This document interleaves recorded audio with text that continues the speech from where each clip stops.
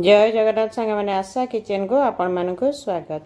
आज आसतु पालंग शाग मुगर एक स्वादिष्ट रेसिपी बनैबा मुग पालंग। से मु पालंग शाग सब 2 बिड़ा पालंग शाग ताकू धोई नहीं जाइए। मु परिबा ने कखारू किछि बाइगण गोटे गोटे सारू गोटे आलू नहीं आपण क्वांटिटी कम बेसी करि पारंती शाग देखिकी। आको सब आम बेसी बड़ काटबानी ना बेसी छोट काटबानी।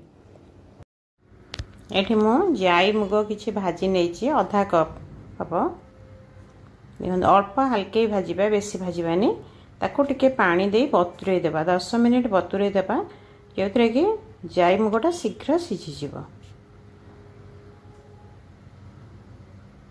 आम यहाँ कड़ई रे करबा तेणुक टाइम लगे सिझा को पानीटा दे दे बतुरे देले शीघ्र सिझ।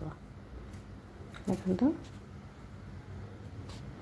10 मिनिट पर मुझे मुग जाई को कड़ई रे पानी दे सिझे नौ पके जाए ये फुटी गले पानी आम अलग जो परिबा काटिकी रखीचे ताकू दबा।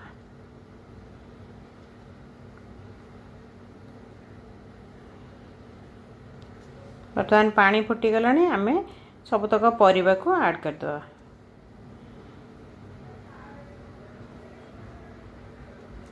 आम ये लुण आउ हलदी ऐड कर नवा।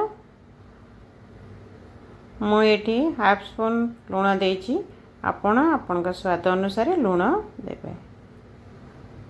अल्प हलदी पकेबा कारण शाग रेसिपी हलदी पड़े ना। आम जेहेतु डाली परिबा पकेचे अल्प टिके हलदी पकेबा। ताको आम फुटिबा छाड़देवा घोड़े भल लगे जमी सिझीज मुग आ परिबा सिझीज। फिटिबा आमर दरकार नहीं केवल सिझीबा दरकार। देखो बर्तमान 10-12 मिनिट हो जाए आमर परिबा डाली ठीक प्रॉपर सिझी जाइए। आठू आम बेसी अधिका सिझेबानी। ये आम गैस ऑफ कर नवा।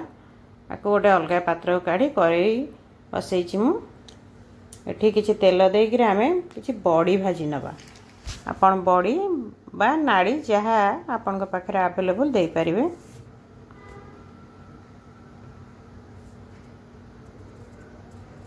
बड़ी किसी भाजी नौची। बड़ीटा सब आम स्लो आंच रे भाजबा आ जल्दी जल्दी भाजबा।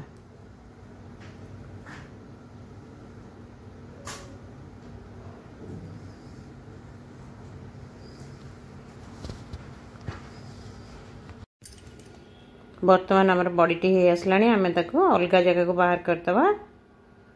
यही तेल रे फुटण दे टिके शाग को संतुली नवा। देखो मु लंका 2टी पकईदेली। एबे किसी जीरा फुटेकिरी शागटा को संतुली नवा। शागटा संतुली तार जो कंचापणटा गोटे पालंग शागर जो बास्ना गोटे थाए कंचाली बास्नाटा रही भल लगे। आम या सिझा पर्यंत संतुलिबानी खाली जस्ट टिके कंचा अंश मारिबा संतुली दवा। ये आम जो भजा बड़ी रखी ताकि भी दबा। Flame high रखिबा।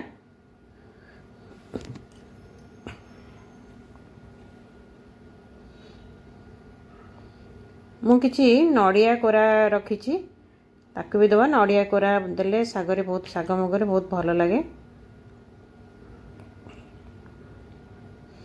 शागटा कुक होला केते पानी बाहर आहरी पानी तादर आसो। पालंग शागटा बहुत पानी थाए तादर। बड़ी पकईदेले तार पानी अंशटा टिके बड़ी टाणी नब। आम बर्तमान नड़िया पकईदबा।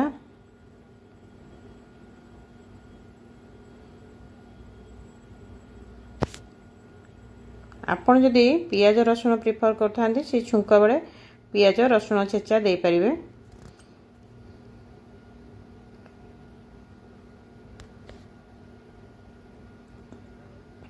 एबे हमें सिझा डाली आ परिबा को दे दबा।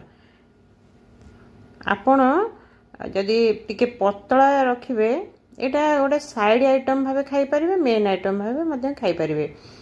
डालमा भाया कहीं आप डालमा भाया खाइबा चाहिए ताल टिके पानी देबे ग्रेवी रखिए अधिका नहेले जदि साइड आइटम करेंगे ताल टिके सुखा करेंगे एमती आपण एने माने आमर तरकारी हो गलानी मुझे टिके बालांस करने अल्प टिके चीनी दौची चीनीटा देले मीठा लगभग किंतु स्वादिष्ट लगे आपड़ चाहिए स्किप भी करें ये आउ टिके स्वादिष्ट करने गोटे तड़का दे दूची देखु हेंगु आ रसुण सोरिष सुखिला लंकार तड़का से टिके लाल लंका पकई देछि कलर पाइका आपण सेमती भी खाई परिबे एटा देले आउ टिके रिच फ्लेवर आसीबो। वर्तमान आमर प्रस्तुत हो जाइछि मुग पालंग आपण को थरे ट्राए घरे निश्चित करंतु निजे खांतु अन्य मानक खुआंतु केमती लागिला कमेंट रे कहंतु वीडियोटी भल लागिथिले लाइक शेयर निश्चित करिवे आ चैनल रे नुआ हेतले सब्सक्राइब जल्दी कर दियंतु। देखंतु केडे सुंदर लुक आसी घरे निश्चय बनातु वीडियोटी शेष पर्यंत देखिथिबारु बहुत बहुत धन्यवाद। पुणी आ गोटे वीडियो रे देखा हबो। जय जगन्नाथ।